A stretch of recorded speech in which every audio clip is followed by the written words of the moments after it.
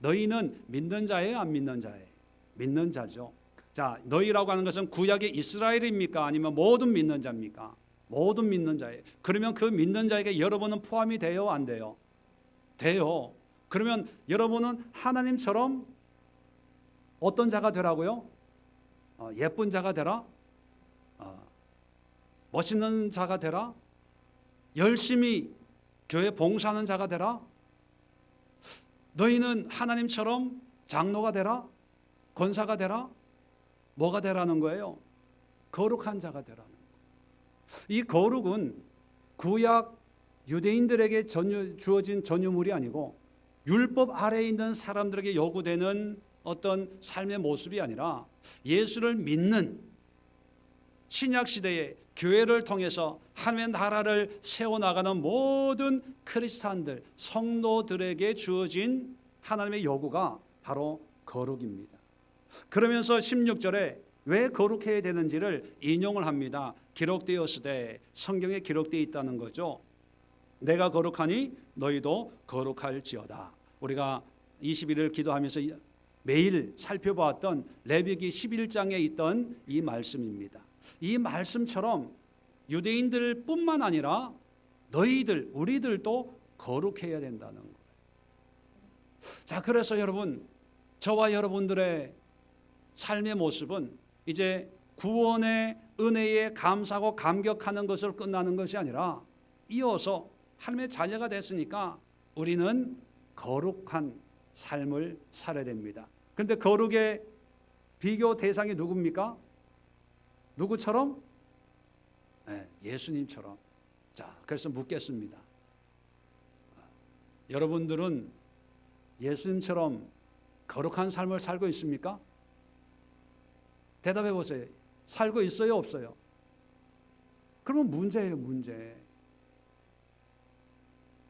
근데 그런 삶을 살지도 못하는데 뭐 모태신앙이네, 뭐 내가 목사네, 장로네, 권사네, 안수집사 뭐 이게 무슨 의미가 있어요?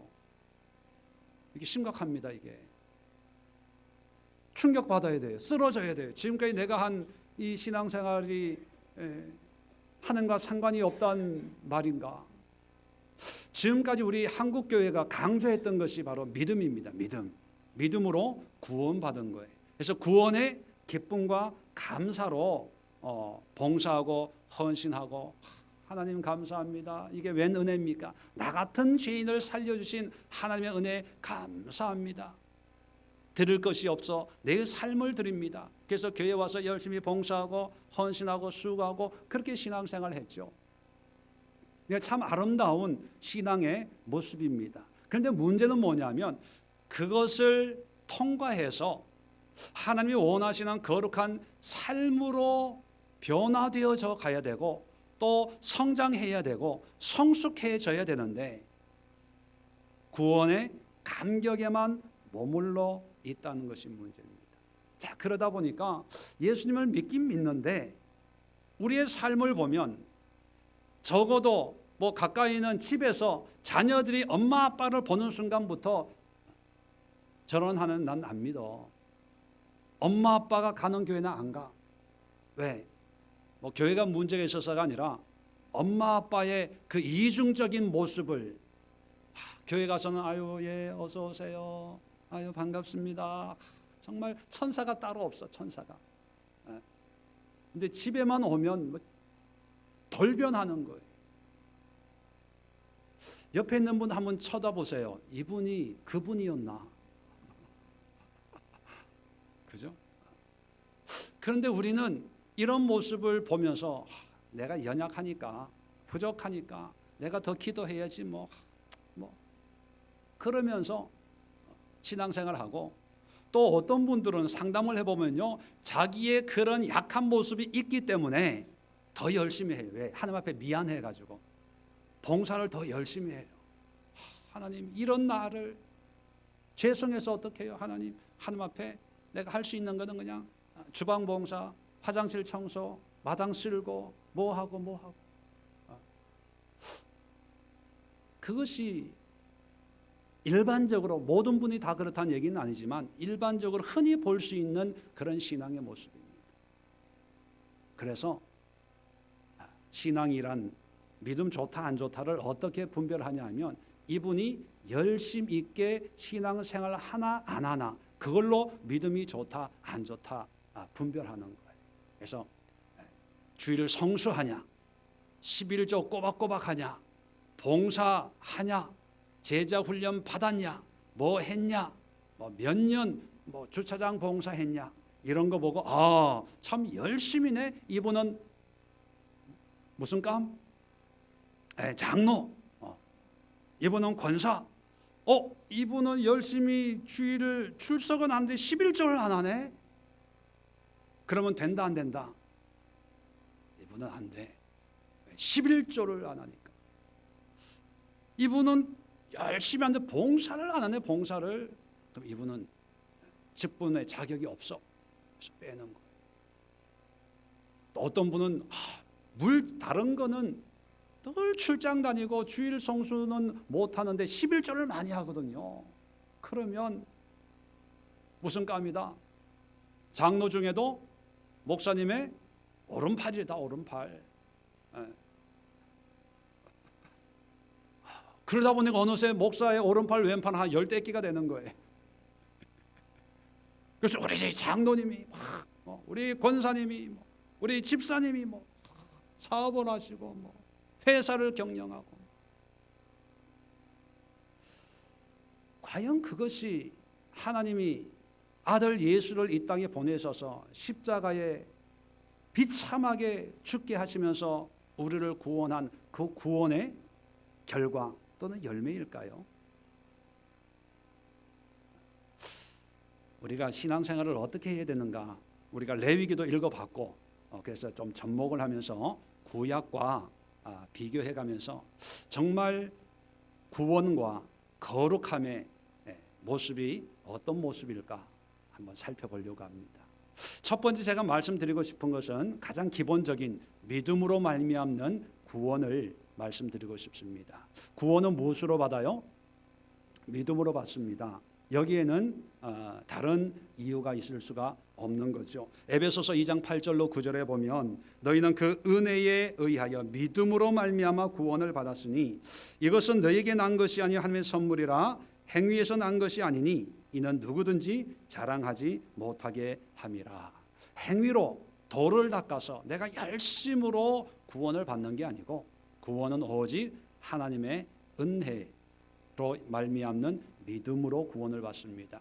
이 믿음으로 말미암는 구원의 어떤 대표적인 사건이 구약에 기록되어 있는 출애굽 사건입니다. 이 출애굽 사건을 보면 10가지 재앙 중에 9가지 1번부터 9번까지 재앙은 이스라엘 백성들이 원하지도 않았고 또 이런 재앙에 이스라엘 백성들이 동원되지도 않았습니다. 그런데 가장 결정적인 10번째 재앙 유월절 어린 양의 피로 구원받는 그 모습을 보면 이스라엘 백성들이 구원을 받는데 구원받는 데 있어서 이스라엘 백성들이 한 일은 하나밖에 없어요. 그것은 무엇입니까? 어린 양을 잡아서 그 피를 문지방에 바르는 거예요. 그런데 한번 우리가 생각해 볼 필요가 있습니다. 이런 모습에서 믿음은 어떤 모양일까? 믿음으로 구원을 받는다는데 유대인들에게 있어서 믿음은 어떤 모습일까? 한번 생각해 볼 필요가 있습니다. 왜냐하면 우리가 받은 믿음으로 말미암는 구원도 똑같은 모습이거든요.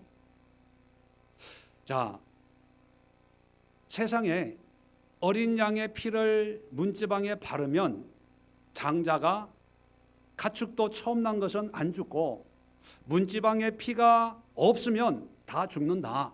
이거 믿을 사람 있을까요? 오늘날 예를 들어서 여러분 문지방에 예수의 교회랑 교회가 붙어 있으면 뭐라고 비유할까요? 여러분 주머니에 있는 돈이 다 없어지고 예수의 교회 교회가 붙어 있으면 돈이 그대로 있고 예수의 교회 교회가 붙어 있지 않으면 여러분 주머니에 지갑에 있는 신용카드나 돈이 다 사라진다. 그래서 예수의 교회의 교패를 붙이십시오. 반드시 붙여야 됩니다. 따라할 사람이 몇 명이나 될까요? 여러분 따라 하실 수 있으세요? 아유 목사님 날씨가 더워서 더위 드셨나? 그런다고 그게 되겠습니까? 여러분 웃지요. 이런 게 유대인들에게 똑같단 말이에요. 똑같단 말이에요. 아니 세상에 그런 적이 한 번이라도 있었으면 전번에 그랬으니까 이번에도 그런가 보다 할 텐데 역사상 한 번도 없었거든요. 한 번도. 상상이 안 되는 거예요. 모세가 그런 얘기해도 모세 웃기지 마세요. 웃기지 마세요. 말이 되는 소리를 해야지요. 우리 큰아들이 지금 얼마나 건강한데. 그리고 양의 피를 바른다는 게 그게 무슨 효험이 있다고. 다 웃었을 거예요. 그런데 유대인들은 했어야 안 했어요? 그게 했다는 거예요. 그게 믿음이라는 거예요. 그게 믿음. 믿습니다 하는 그 믿음이 아니고 하나님이 그렇게 한다면 내가 해야지. 지난주에 말씀드렸죠. 믿음은 명사가 아니라 동사라고요. 믿으면 반드시 우리의 행동이 따르는 거예요.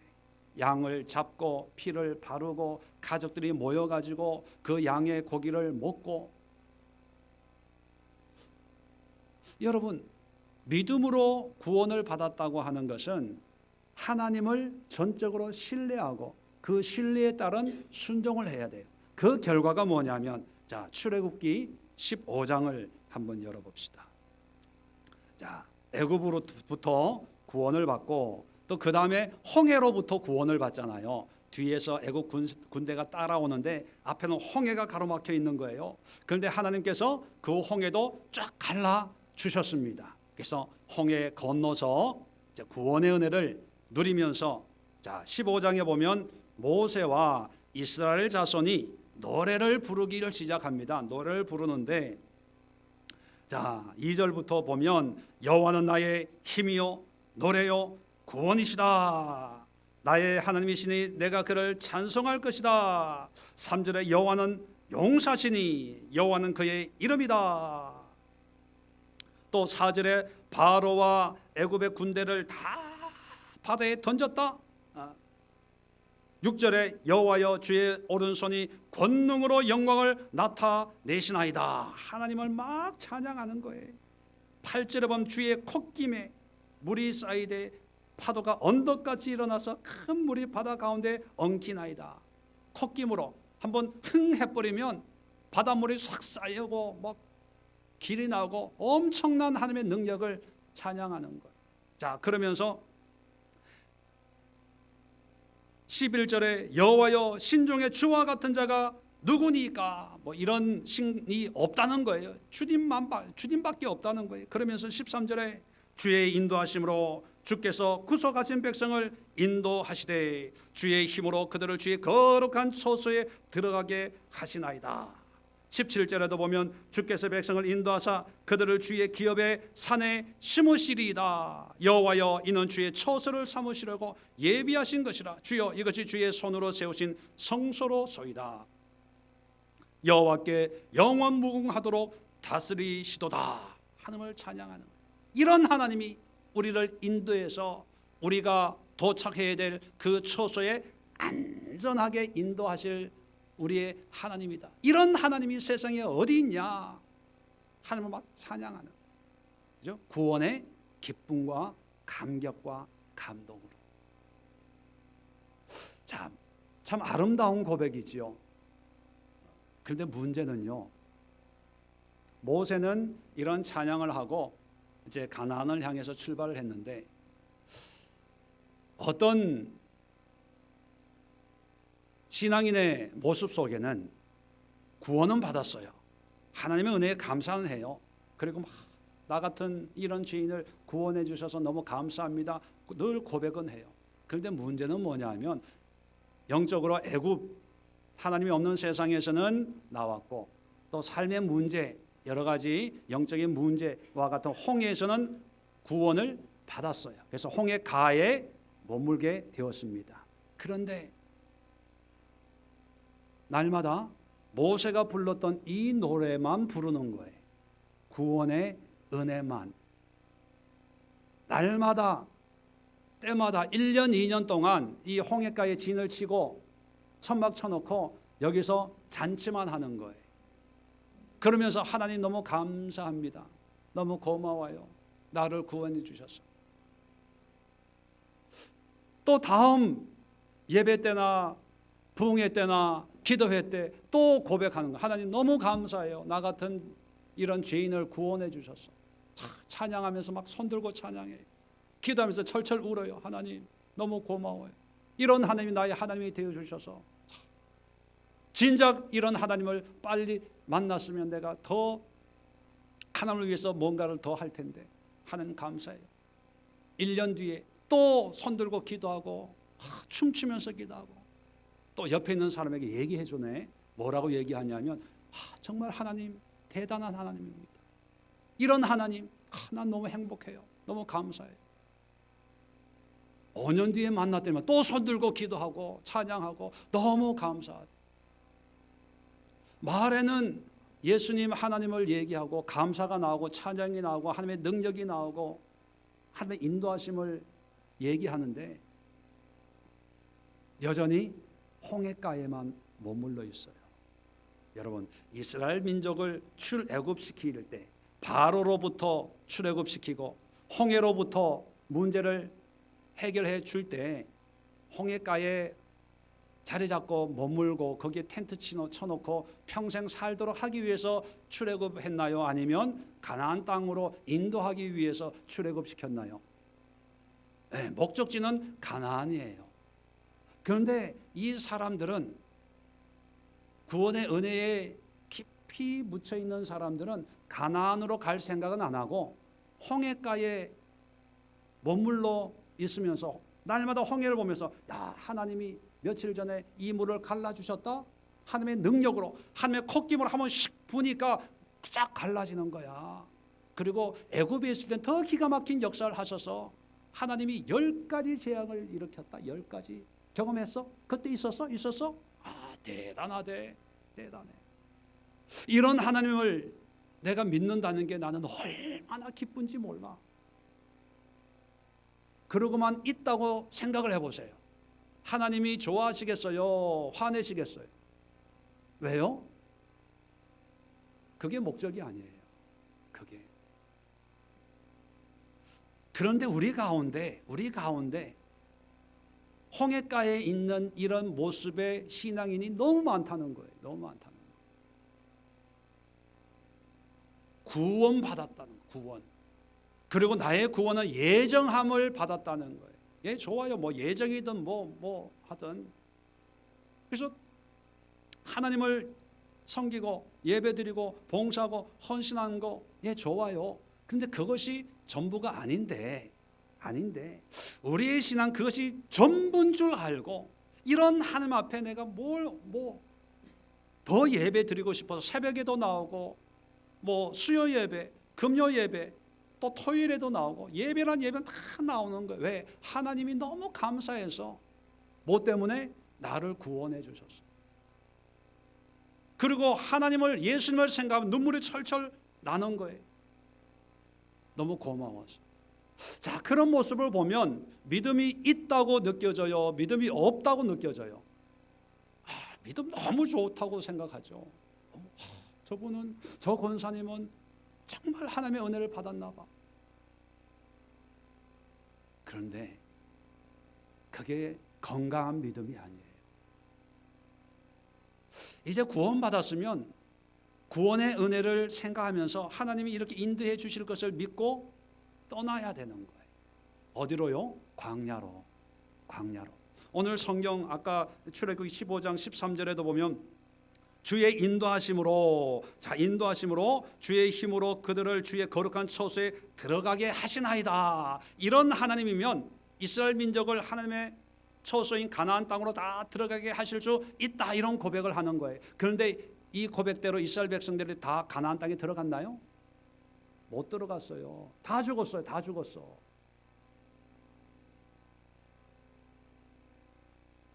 20세 이상 되는 장정들은 다 광야에서 다 죽었다니까요. 물론 하나님이 인도할 능력이 없어서 그들이 죽은 게 아니에요.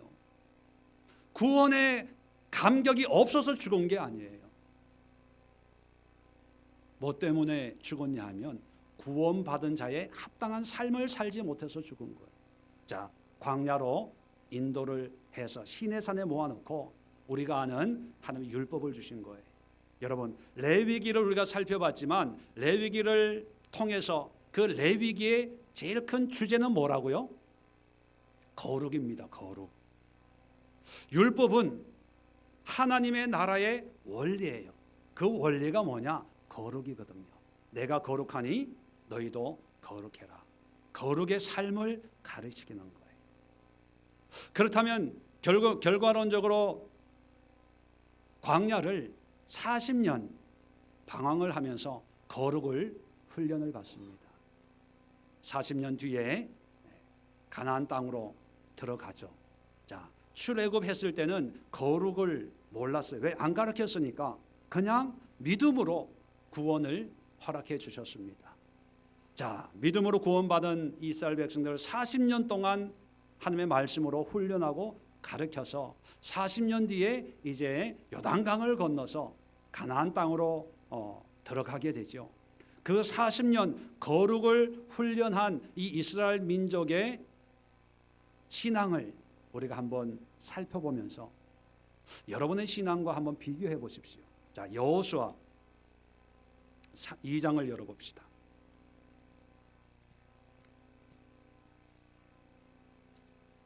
자, 여호수아 2장 23절. 자, 2장에 오면 이제 40년 방랑을 다 마치고 이제 가나안 땅에 이제 들어가기 바로 직전입니다. 자, 2장 23절에 그 두 사람이 돌이켜 산에서 내려와 강을 건너 눈의 아들 여호수아에게 나아가서 그들이 겪은 모든 일을 고하고. 자, 이게 뭐냐면 그 두 사람이 누구냐면 정탐꾼이에요. 정탐꾼. 이제 가나안 땅에 들어가기 전에 두 사람의 정탐꾼을 보냈죠. 이 정탐꾼이 만난 여자가 이제 라합이고 그런 스토리가 쭉 전개가 됩니다. 자, 이 정탐꾼이 정탐을 하고 돌아와 가지고 보고를 합니다. 24절에 또 여호와에게 이르되 진실로 여호와께서 그 온 땅을 우리 손에 주셨으므로 그 땅의 모든 주민이 우리 앞에서 간담이 녹더이다 하더라. 여러분, 보고 결론이 뭡니까? 간담이 녹습니다. 저들이. 그 얘기는 뭐예요? 쳐들어갑시다. 싸워서 뺏을 수 있습니다. 이런 보고를 하는 거예요. 여러분, 40년 전에 12명이 똑같은 땅을 정탐을 했어요. 자, 그랬을 때 10명은 뭐라고 보고했나요? 안 됩니다. 안 돼. 우리는 저들에 비하면 메뚜기입니다. 메뚜기. 그랬거든요. 왜? 현실을 보니까 전쟁 한 번 안 해본 이스라엘 사람들이 성을 쌓고 있는 가나안 민족을 어떻게 싸워서 이기겠습니까? 그런데 거룩을 연습을 한 40년 뒤에 보니까 똑같은 땅을 보는 거예요. 똑같은 환경을 보는데 이제 관점이 달라지는 거예요. 이길 수 있습니다. 할 수 있습니다. 자신 있습니다. 이렇게 되는 거예요. 자, 3장에 오면 6절에 보니까 5절부터 봅시다. 여호수아가 또 백성에게 이르되 너희는 자신을 성결하게 하라. 자, 요단강을 건너기 전에 성결하게 하라. 문자적으로는요, 거룩하게 하라. 거룩이란 말과 똑같습니다. 이제는 거룩을 연습을 했으니까 문제 앞에 문제에 집중하지 말고 너의 자신의 거룩함을 회복하라는 거예요. 회복하라. 그 전에는 문제가 생기면 항상 문제를 탓했어요. 바로를 탓하고 홍해를 탓하고 물이 없으면 물이 없다고 탓하고 먹을 게 없으면 먹을 게 없다고 탓하고 항상 그랬거든요. 그런데 거룩을 연습하고 보니까 문제는 여전히 있어요. 그런데 그 문제 앞에 나를 보는 거예요. 아, 내가 하나님의 말씀으로 거룩해야 되겠다. 거룩하게 자신을 구별하고 죄를 멀리하고 깨끗하고 정결하게 준비해라. 여러분, 이 달라지는 거예요. 옛날에는 문제가 있으면 문제를 해결할 수 있는 테크닉에 어떻게 해야 이 문제를 해결할 수 있지? 여기에 온 정성을 쏟고 이 방법을 알려고 애를 썼다면 이제 거룩을 훈련하고 나니까 이제 문제 해결의 방법이 밖에 있는 것이 아니라 내 안에 있다는 걸 깨닫는 거죠. 그래서 내가 요단강을 건너기 전에 먼저 내가 거룩한 몸과 마음을 가져야 되겠다. 이렇게 바뀌어지는 거예요. 자, 그 다음에 13절에 보면 이제 법궤를 언약궤를 맨 제사장들에게 이런 말을 합니다. 온 땅의 주 여호와의 법궤를 맨 제사장들의 발바닥이 요단 물을 밟고 멈추면 요단 물 곧 위에서부터 흘러내리는 물이 끊어지고 한 곳에 쌓여 서리라.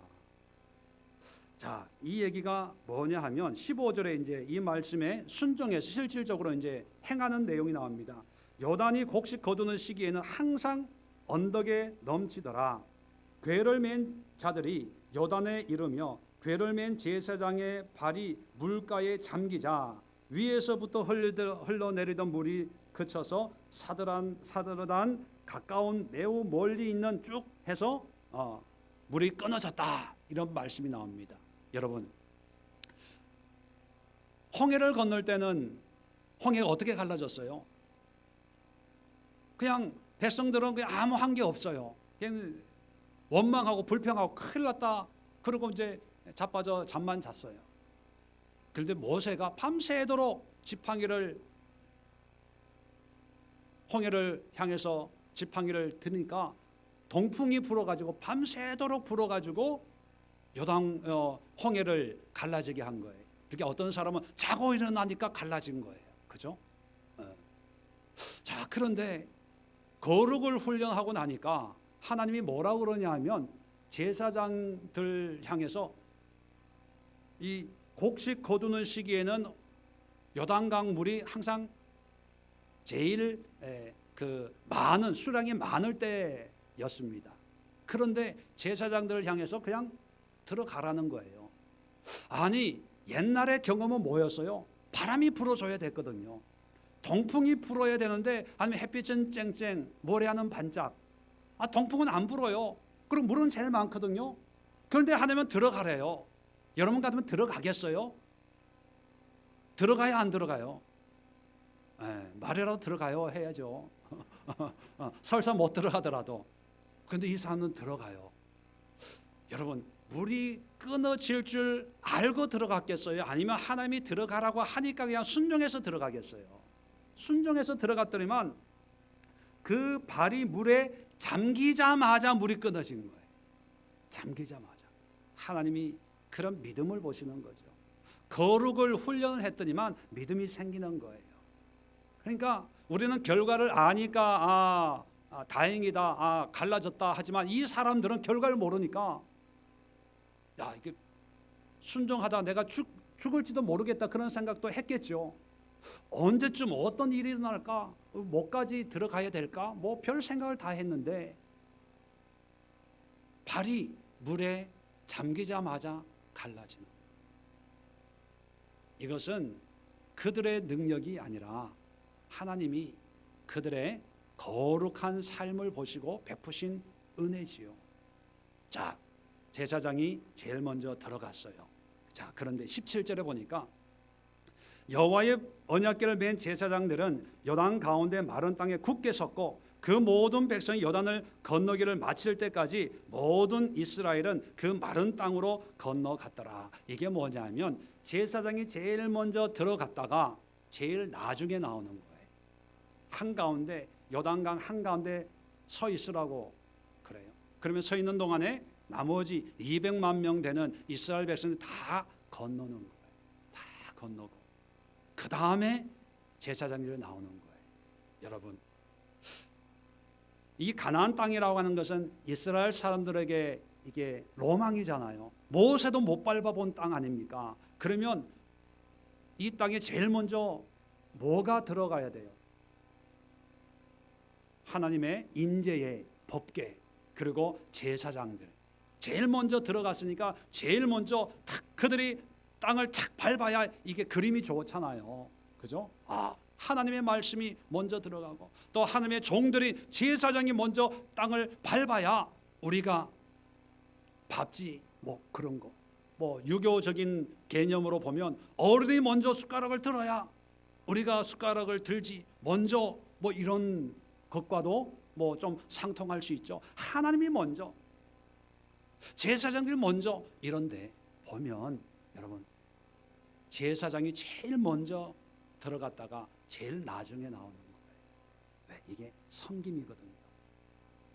말씀으로 하나님으로 성도를 섬긴다는 것은 내가 먼저 내가 뭐 대접을 받고 내가 사람들에게 내가 이런 사람이다 인정을 받는 것으로 함께 영광을 돌리는 게 아니라 하나님의 말씀을 가지고 있는 사람은요 솔선수범해서 제일 먼저 들어갔다가 그리고 아이 노약자까지 다 걷는 뒤에 제일 먼저 뒷단돌이 하면서 뒤에 나오는 거예요. 왜요? 거룩을 훈련하니까 이제 대접받기보다는 이제 섬기는 거예요.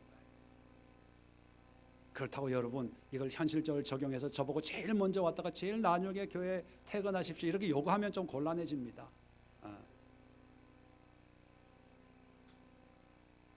달라지는 거예요. 거룩을.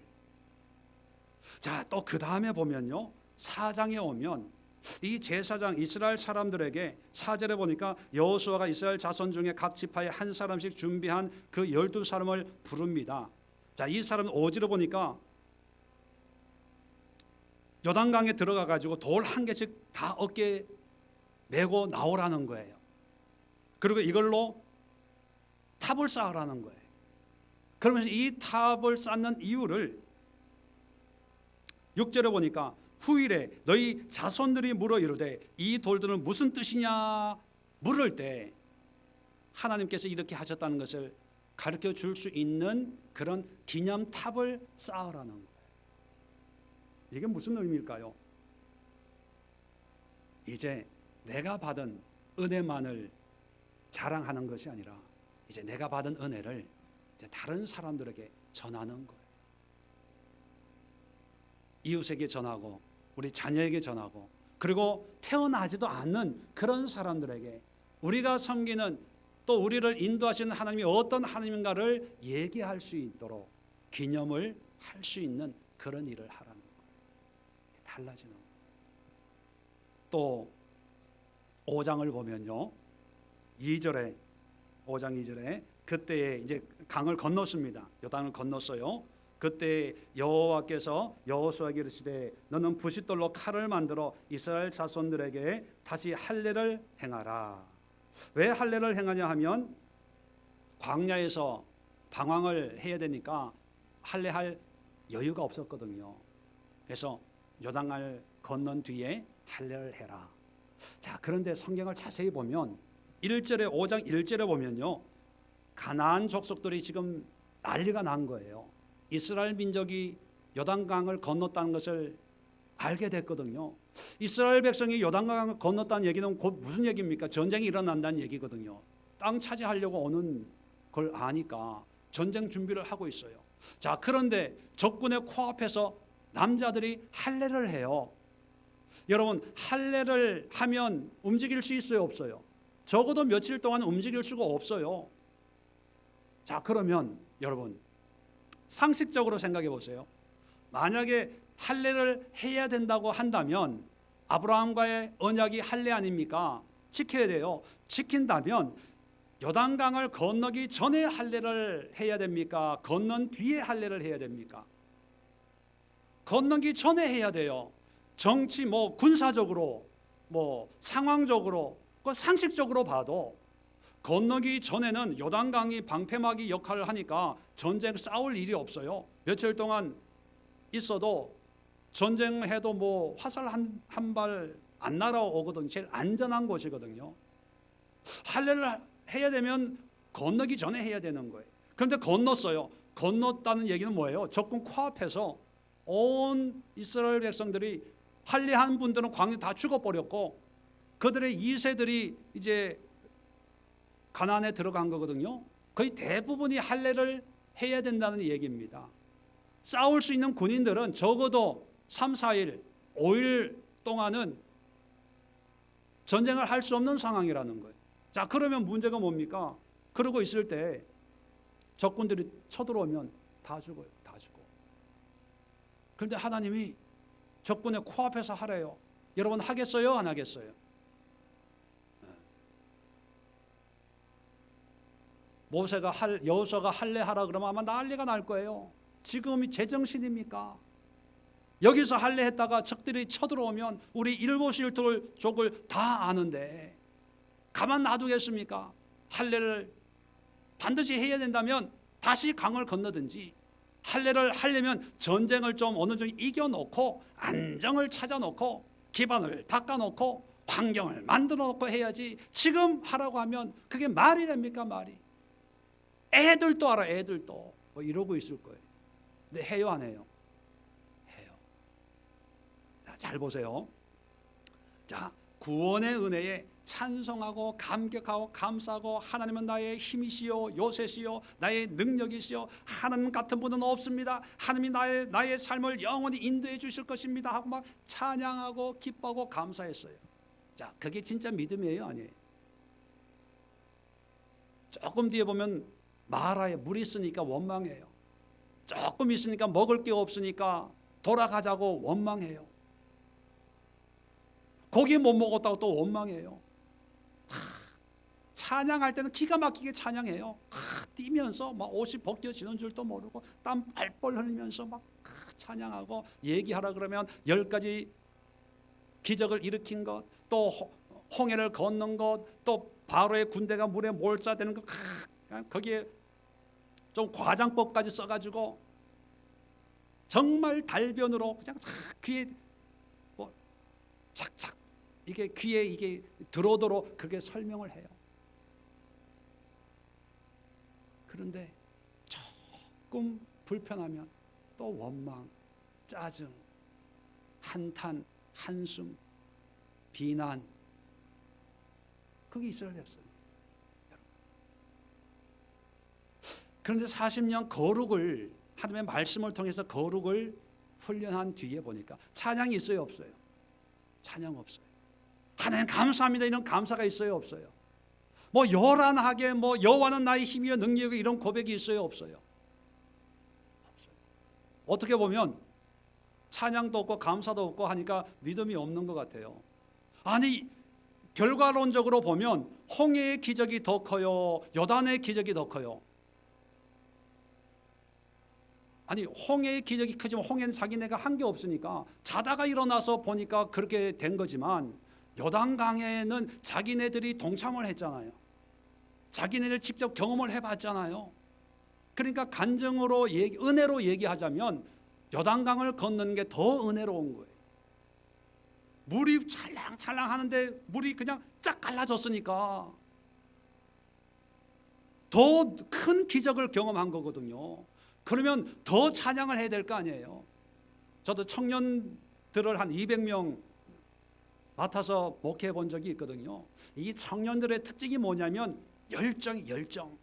찬양하면요 막 뛰면서 찬양, 땀을, 에어컨을 몇 대를 틀어놔도 땀을 뻘뻘 흘리면서 막 찬양하고, 그리고 아골골짝 빈들에도 뭐 그냥 지금 가라고 그래도 갈 것처럼 막 찬양을 막 해요. 막 기도하자 그러면 수련회 가면요 밤 2시 3시까지 제가 목이 다 쉬어요. 통성 기도하고, 주여 내가 여기 있사니 얘를 보내소서 뭐 이러면서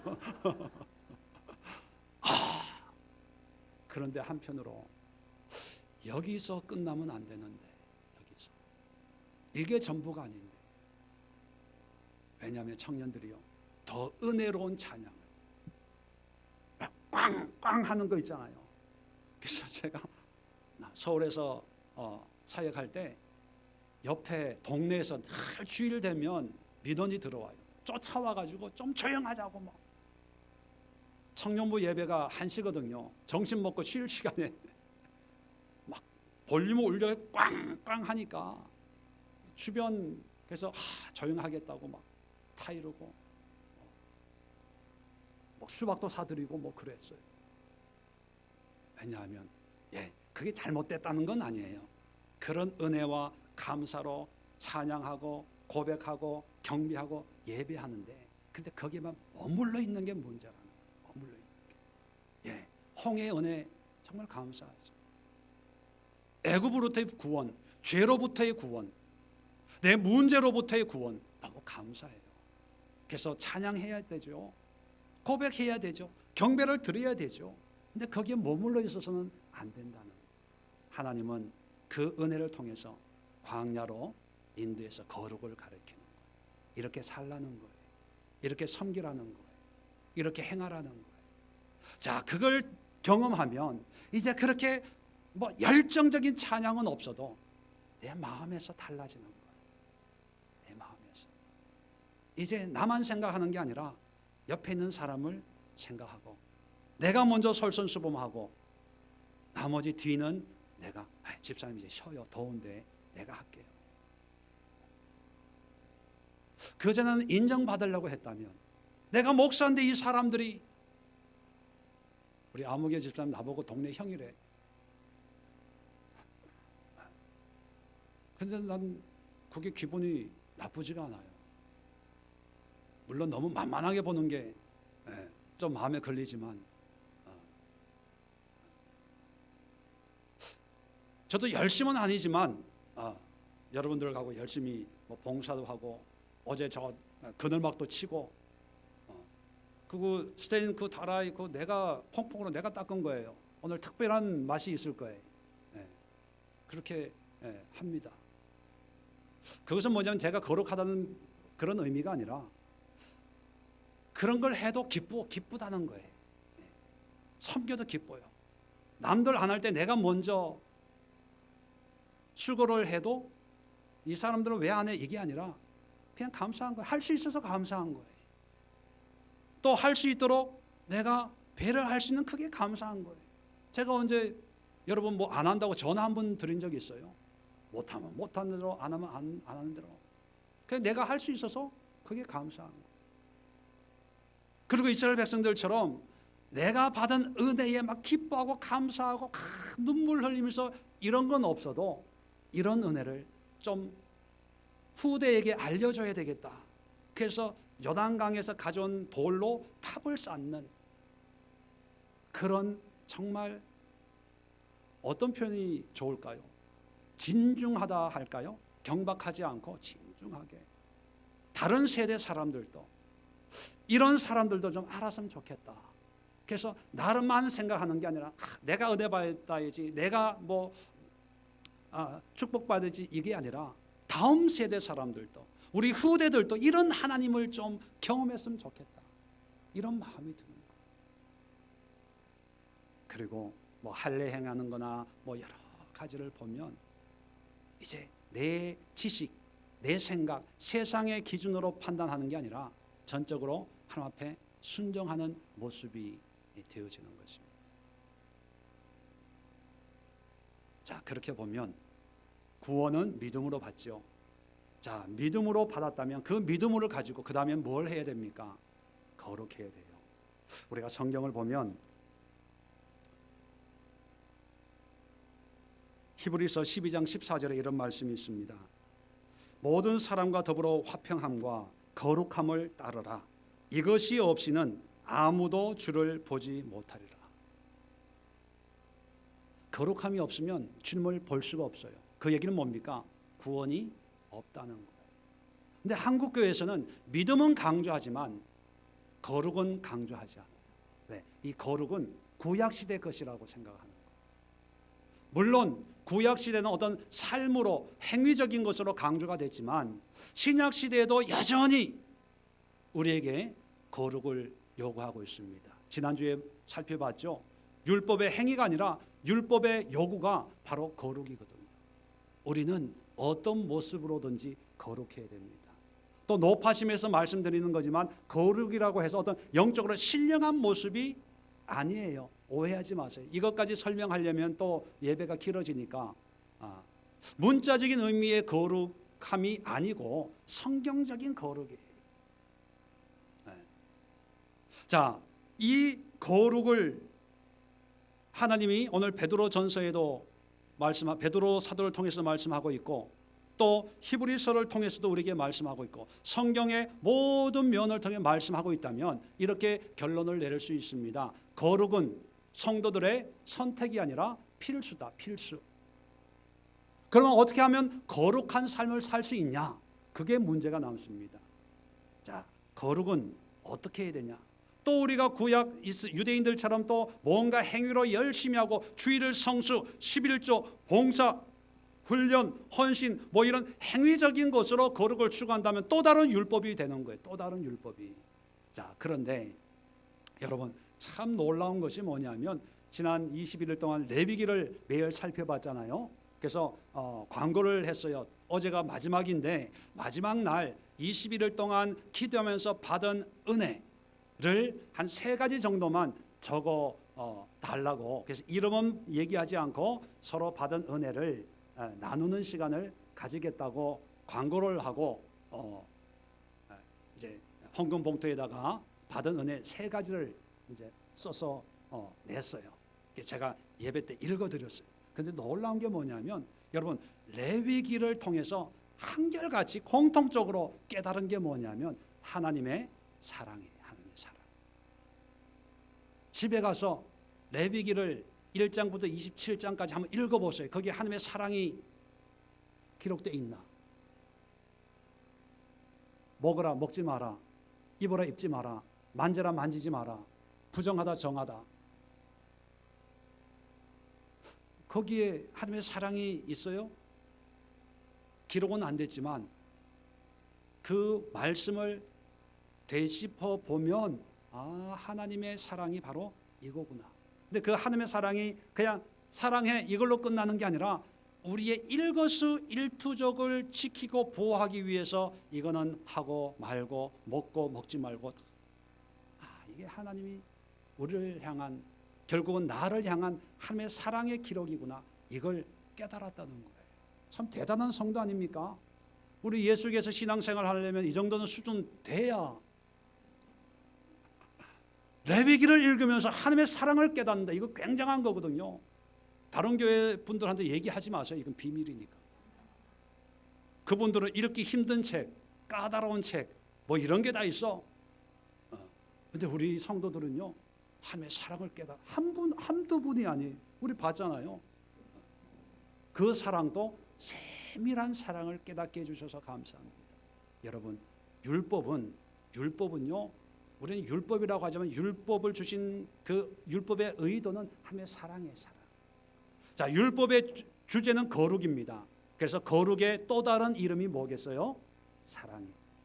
자, 이건 제 얘기가 아니고 성경 얘기입니다. 자, 성경을 몇 군데를 한번 찾아보면서 확인을 해보겠어요. 자, 오늘 성경을 보면 본문을 베드로전서 22절을 보면 자, 거룩하라 해라 하면서도 22절에 형제를 사랑하기에 이르렀으니 마음으로 뜨겁게 서로 사랑하라. 자, 사랑으로 이야기를 하고 있습니다.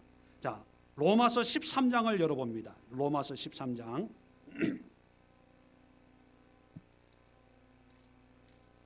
자, 로마서 13장 8절부터 10절인데 자, 피차 사랑의 빛 외에는 아무에게든지 아무 빛도 지지 말라. 자, 밑줄 그어놓으세요. 남을 사랑하는 자는 율법을 다 이루었느니라. 밑줄 그어놓으세요. 남을 사랑하는 자는 율법을 다 이루었느니라. 거꾸로 하면 율법을 다 이루기 위해서는 뭐 하면 된다? 사랑하면 된다. 자, 그런데 하나님에 대한 사랑은 왜 없을까? 이미 믿는 자들이기 때문에. 예수님께서는 마태복음 22장에 율법의 강령이라고 2가지를 말씀해 주셨습니다. 율법의 강령이라고 하는 것은 핵심이 되는 거죠. 뭡니까? 하나님을 사랑하고 이웃을 사랑하는 것. 그죠? 그게 율법의 핵심이에요. 사랑이에요. 사랑. 자, 10절 봅니다. 10절. 로마서 13장 10절. 사랑은 이웃에게 악을 행하지 아니하리니 그러므로 결론입니다. 밑줄 그어놓으세요. 시험에 나옵니다. 사랑은 율법의 완성이니라. 사랑이 율법의 완성이에요. 자, 갈라디아서 5장 15절. 고린도 후서 지나서 갈라디아서 5장 15절. 죄송합니다. 5장 14절. 온 율법은 자, 모든 율법이에요. 모든 율법은 내 이웃 사랑하기를 내 자신같이 하라 하신 말씀에서 이루어졌나니. 자, 온 율법은 이웃 사랑하는 그 말씀에서 다 이루어졌다는 거예요. 자, 그렇다고 하나님을 사랑하는 것이 필요 없다는 얘기가 아니라 이건 기본으로 전제가 되어 있는 거예요. 갈라디아 교회 교인들, 하나님을 믿는 사람, 이미 하나님과 예수님과의 관계로 믿음 생활하는 사람들에게 부족함을 보충하기 위해서 쓴 편지이기 때문에 이웃 사랑만 언급을 하는 거예요. 자, 찾지는 않겠습니다. 시간 관계상 야고보 사도도 2장 28절에 보면 너희가 만일 성경에 기록된 대로 너희 이웃 사랑하기를 내 몸과 같이 하라 하신 최고의 법을 지키면 잘하는 것이거니와. 최고의 법이 뭡니까? 사랑하는 것. 사랑하는 것. 그래서 여러분, 거룩이라고 하는 것은 뭔가 어떤 구체적인 행위, 철야 기도를 하고 그 행위 자체가 거룩한 것이 아니라 그런 신앙, 그런 기도, 그런 영성, 그런 말씀, 그런 믿음의 모습을 통해서 드러나는 것이 뭐냐? 사랑으로 드러나는 거예요. 하나님을 사랑하고 이웃을 사랑하고. 그런데 아무리 기도하고 아무리 헌신하고 영적인 세계를 경험하고 천국과 지옥을 왔다 갔다 하더라도 하나님 사랑, 이웃 사랑이 없으면 하나님과 상관이 없는 거예요. 이것은 제 말이 아니고요. 마태복음 25장에 보면 마지막 때에 양과 염소를 가르는 장면이 나옵니다.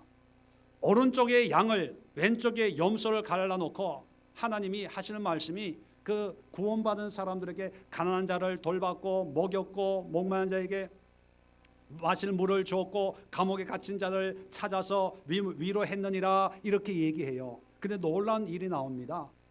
그런 말을 듣는 사람들의 대답이 걸작이에요. 우리가 언제 그렇게 했나요? 자기 행위를 알아요, 몰라요? 몰라요. 기억을 못해요. 그럴 때면 예수님이, 하나님이 작은 자에게 한 것이 곧 나에게 한 것이다. 왜 모를까요? 왜 기억을 못할까요? 행위 그 자체의 의미가 아니라 사랑하기 때문에, 사랑으로 했기 때문에 그것이 기억이 안 나는 거예요. 근데 염소로 구분된 사람에게 똑같은 말을 해요. 너희는 가난한 자를 돌보지 않았고 약한 자를 돌보지 않고 환자를 돌보지 않았고 감옥에 갇힌 자에게 돌보지 아니했느니라. 그랬더니 이 사람들이 뭐라 그래요? 우리가 언제 그런 일을 안 했습니까? 다 했는데. 자, 자기 행위를 기억해요, 안 해요? 해요. 다 기억하고 있는데 하나님이 안 했다고 그렇게 열받는 거예요. 그럴 때만 하나님이 뭐라 그래? 작은 자에게 안 한 것이 곧 나에게 안 한 것이다. 네, 하긴 했을 거예요. 했는데 행위를 중요시한 거예요. 사랑의 마음은 아니고 해야 되니까 한 거예요. 율법적으로 했다는 거예요. 그럴 때 염소가 되는 거예요. 여러분, 사랑하면 돼요. 하나님은 사랑이십니다. 여러분, 거룩한 게 어려운 게 아니에요. 그냥 하나님을 사랑하고 옆에 있는 사람을 사랑하면 그냥 그 사람과 밥을 같이 먹어주는 것도 거룩이에요. 거룩. 안식일을 지키고 안 지키고 먹고 마시고 부정하다, 이거 복잡하게 생각할 필요가 없어요. 사랑하면. 거룩이 어려워요? 거룩은 특별한 사람에게만 해당되는 겁니까? 그러면 하나님 같이 거룩하라 이 말씀은 잘못된 거예요. 거룩은 누구나 할 수 있는 거예요. 어려운 사람, 힘든 사람과 같이 있어주는 것도 그게 거룩이에요. 어떤 사람은 거룩을 할렐루야 믿습니까? 이런 걸로 신령한 걸로 흰 양복 입고 흰 구두 신고 이게 거룩인 줄 아는데 아니에요. 거룩은요, 청바지에다가 티셔츠 입고도요 그냥 긍휼히 여기고 사랑을 여기고 함께하는 그것이 바로 하나님이 원하시는 그거예요. 그 거룩이에요. 그런 모습을 볼 때 하나님이 그래 맞아, 내가 구약의 율법을 주고 내가 십자가를 진 이유가 바로 그거야. 그렇게 살라고 한 거야. 살라고 한 거. 네가 구원받았다고 찬양만 하지 말고 기도만 하지 말고 그 은혜 가운데 사랑을 좀 해봐라. 내가 그걸 위해서 내가 십자가에 죽은 거야. 그것이 바로 율법의 완성이야. 여러분, 거룩을 어렵게 생각하지 마세요. 한 가지만 말씀을 드리고 마치려고 합니다. 몇 주 전에 있었던 얘기입니다. 어떤 분은 들으면 좀 배가 아플 것이고 특히 남자들은요, 오늘 집에 가면 좀 힘들어질 수도 있는 얘기입니다. 며칠 이 뜨거워지기 전에 장마가 왔잖아요. 며칠 계속 장마가 됐는데 사모가 요즘에 뭐 갱년기, 그 나이대가 갱년기니까 비가 추절추절 며칠 오니까 기분이 좀 안 좋았나 봐요. 어느 날 소파에 앉아 책을 보고 있는데 갑자기 집사람이 와가지고 여보 나 이상한 것 같아. 왜?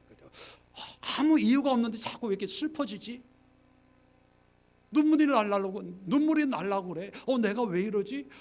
아무 이유가 없는데 큰일 났어. 어떻게? 비가 와서 그런가 봐. 뭐 자꾸 그래요. 그래서 내가 그 얘기를 듣고 있다가 내가 그랬어요. 여보, 그거 이상한 거 아니야? 정상이야. 정상. 울고 싶으면 울면 되지. 그게 왜 이상해? 이리 와서 옆에 앉아서 내 어깨에 머리 대고 울어. 괜찮아. 그게 뭐가 잘못된 거야? 울고 싶다 그러면 하나님께서 울음이 필요해서 울라고 그런다 그렇게 생각하면 돼. 그러니까 지금 울 시간이야. 와 앉아. 그러니까 어깨에 난 책을 보고 집사람은 그럴까? 그렇게 오늘만 어깨 좀 빌릴게 하면서 뭐 이게 떨리잖아요. 그래서 나 책을 봤어요.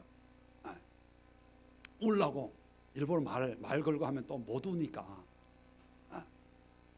근데 이제 책을 보고 있는데 막 이렇게 떨다가 갑자기 머리가 이렇게 아래 위로 이렇게 흔들리다가 어느 순간인가 머리가 앞뒤로 자꾸 이렇게 흔들려요. 쓰러지려고 그래. 그러니까 쓰러지지 않게 이렇게 막으려면 제가 고개를 이렇게 기울여 가지고 꼭 누르고 있어야 되는 거예요. 이게 머리카락하고 이렇게 미끌미끌하니까 자꾸 미끄러지는 거예요. 그래서 안 미끄러지게 하려고 머리를 이렇게 힘을 주고 있는데 보니까 이 사람이 자고 있는 거야. 울다가 자는 거예요. 이렇게 고개가 떨어지면 또 잠에서 깰까 봐 못 떨어지게 목에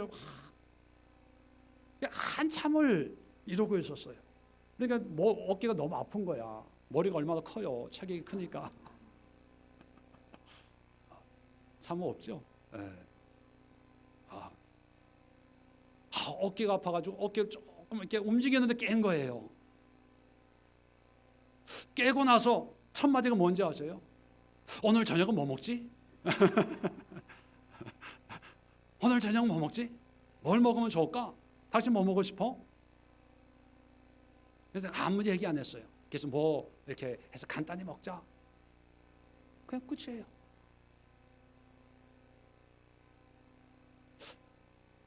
저는 아내를 사랑하거든요. 여러분들 어떻게 보는지 모르겠지만 사랑하면 그냥 배려하고 섬기고. 여러분 그러는데 당신 말이야 지금 갱년기이기 때문에 지금 그 우울증에 빠지면 정신과 치료 받아야 돼. 큰일 나는 거야. 그냥 웃어. 그런다고 해결되겠어요? 비가 와서 그런 거야. 그런 건 신경 쓰지 마. 의학적으로 심리적으로 그게 도움이 되겠어요? 또 한 걸음 더 나가. 그 영적인 거야. 기도해야 돼. 이리 와 안수해 줄게. 그런다고 되겠습니까? 사랑하면 되는 거예요. 사랑하면. 여자분들 부럽죠? 남자분들 집에 가서 좀 고생 좀 하십시오. 어쩔 수 없는 뭐 부딪혀야 될 거라면 부딪히시고 거룩을 한번 실천해 보시죠. 별거 아니래요. 별거 아니에요. 이런 게 나는 거룩이라고 생각하는 거예요. 별거 있어요? 누구나 할 수 있는 거잖아요. 너무 어렵게 또 뭐 너무 영적으로 뭐 신령하게 뭔가 뭐 어떤 뭐 체험적인 물론 그것도 하나님 주시는 하나님의 은혜고 거룩입니다. 그런데 거기에만 매여 있지 마세요. 하나님 우리의 삶의 현장으로 인도하셨습니다. 거기에 말씀을 주셨습니다. 그래서 거룩을 원하셨습니다. 그 거룩을 가지고 가는 거예요. 화려한 예배도 없어도 화려한 찬양이나 어떤 경배 이런 모습이 없어도 내 마음속에 내 삶에 하나님의 말씀에 엑기스가 있어서 이 말씀을 나누는 거죠. 섬기는 거죠. 배려하는 거죠. 내가 뒤에서 밀어주는 그런 일을 하는 그것이 바로 거룩이에요. 그래서 우리는 이제 교회 규모로 이 세상과 경쟁해서는 안 돼요. 사람 숫자로 경쟁해서는 안 돼요. 목사가 학벌로 경쟁해서도 안 돼요. 재정으로 경쟁해서도 안 돼요. 왠지 아세요? 세상과 경쟁 이길 수가 없어요. 우리 그리스도인들이 경쟁해서 이길 수 있는 유일한 길은 거룩입니다. 거룩으로 세상을 짓눌러야 돼요. 거룩으로 세상의 모든 시대와 문명과 물질과 세상의 조름, 이 흐름 조류들을 거룩함으로 싸워서 이겨서 하나님이 하나님 되심을 보여줄 수 있는 길이라는 사실을 여러분 기억하시고 거룩한 삶을 살아갈 수 있기를 바랍니다. 좋으신 하나님 은혜와 사랑을 감사합니다.